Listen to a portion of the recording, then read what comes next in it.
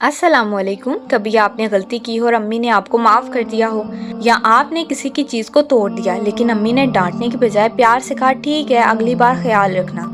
ऐसा सुनकर दिल कितना हल्का और खुश हो जाता है ना। बस सोचे अल्लाह ताला भी हमें माफ़ करते हैं। अल्लाह का एक बहुत प्यारा नाम है अल गफ़ूर। अल्लाह ताला कुरान पाक में फरमाते हैं वाहुवल गफ़ूर रहीम, सूरह यूनुस आयत 107, और वो बहुत बख्शने वाला नहायत रहम करने वाला है। अल गफ़ूर का मतलब है बहुत ज़्यादा माफ़ करने वाला। अल्लाह ताला हमारी गलतियाँ और गुनाह माफ़ कर देते हैं। वो सिर्फ एक बार नहीं बल्कि बार बार माफ़ करते हैं जब हम सच्चे दिल से तौबा करें। अल गफ़ूर वो ज़ात है जो बार बार माफ़ करने वाली है, बड़े गुनाह भी माफ़ करती है। अल गफ़ार और अल गफ़ूर ये दोनों अल्लाह ताला की ही ज़ात है। अल गफ़ार वो ज़ात है जो बार बार माफ़ करती है, यानी गुनाह लाख हों मगर अल्लाह बार बार तौबा कबूल कर लेता है। फोकस इसका ज़्यादा मिकदार पर है, बार बार माफ़ करने वाला। और अल गफ़ूर बड़े गुनाहों की माफ़ी के लिए अल गफ़ूर का लफ्ज़ यूज़ होता है। अल गफ़ूर अजीम माफ़ी देने वाला, अल गफ़ार बार बार माफ़ करने वाला।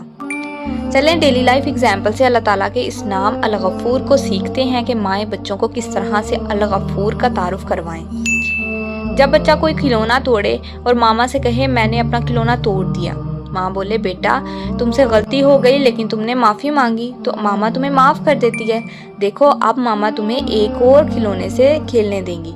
ऐसे ही अल्लाह अल गफ़ूर है, जब हम माफ़ी मांगते हैं तो अल्लाह हमें खुश कर देता है और हमें दोबारा अच्छा करने का मौका देता है।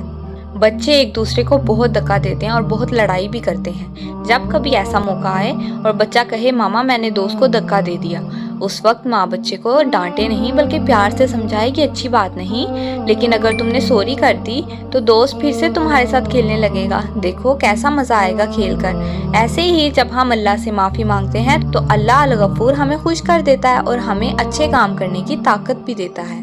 बहन भाई अक्सर एक दूसरे की चीज़ें छुपा लेते हैं। जब बच्चा अपनी बहन का कोई खिलौना छुपा दे तो माँ बोले ये गलत है, लेकिन अगर तुमने बहन से माफ़ी मांग ली तो वो फिर तुमसे हंसकर बात करेगी और तुम्हारे साथ खेलेगी।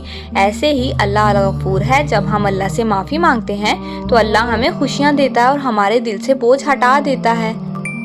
अगर बच्चा खाने से पहले बिस्मिल्लाह या कोई दुआ पढ़ना भूल जाए, बच्चा बोले मामा मैं तो दुआ पढ़ना भूल गया, उस वक्त माँ बोले ये भूल जाना गलती थी, लेकिन अगर अब तुम कह दो बिस्मिल्लाह और अल्लाह से माफ़ी मांग लो तो अल्लाह अल गफ़ूर खुश हो जाएगा और तुम्हें मज़ीद बरकत वाला खाना देगा।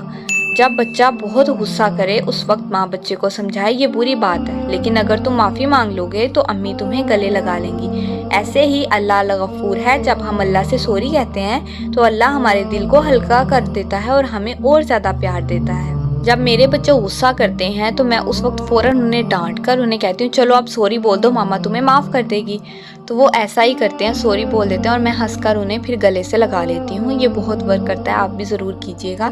जिन बच्चों को बहुत गुस्सा आता है वो ये अमल ज़रूर करें। अल्लाह अल गफ़ूर हमें ये खुशी देता है कि गलती हो भी जाए तो भी हम अकेले नहीं रहते, हमारे पास एक मौका होता है और हम माफ़ी मांग लें और फिर अल्लाह खुश हो जाएगा। जैसे अम्मी माफ़ करके गले लगा लेती हैं, ऐसे ही अल्लाह अल गफ़ूर हमें अपने करीब कर लेता है। ऐ अल्लाह अल गफ़ूर हमें बार बार अपनी माफ़ी मांगने वाला बना और हमेशा अपनी मोहब्बत में रखने वाला बना, आमीन।